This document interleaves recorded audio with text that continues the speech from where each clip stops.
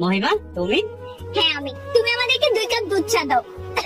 তোমার তো সর্দি লাগছে মনে হয়, তোমারে রং চা দেই আর ভাইয়াকে দুধ চা দিই। হ্যাঁ ঠিক আছে। ঠিক আছে, ওইখানে গিয়ে বসো। হ্যাঁ আচ্ছা।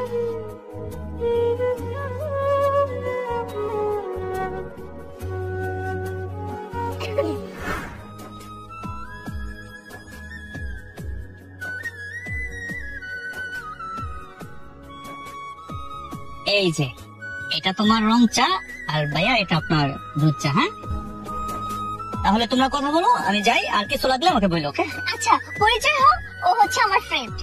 ভাইয়া ইলিয়াস। আচ্ছা যাও।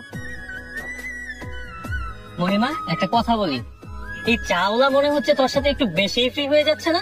মনে হচ্ছে সে তোর একজন ফ্রেন্ড, এত ফ্রি কিভাবে কথা বলছে তোর সাথে? ফ্রেন্ড কেন হবে, ও আমার বয়ফ্রেন্ড। Are you mad? তুই কি পাগল হয়ে গেছিস মহিমা? আমি ওকে সত্যিকারের ভালোবাসি। আমার তো এখন ঘৃণা লাগতেছে, আমি তো পরিচয় দিব না এখন থেকে, তুই আমার বান্ধবী। তুই সাবধানে কথা বল, তুই আমার ফ্রেন্ড বলে আমি কিন্তু তোকে কিছু বলতেছি না।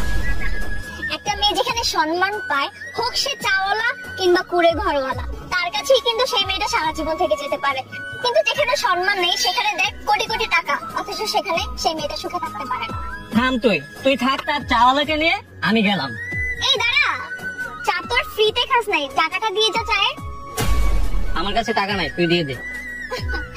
দেখ, তোর কাছে তো সামান্য চায়ের বিল দেওয়ার মতোই টাকা নাই, আর তুই কিনা আমার বয়ফ্রেন্ডকে গরিব বলতেছিস।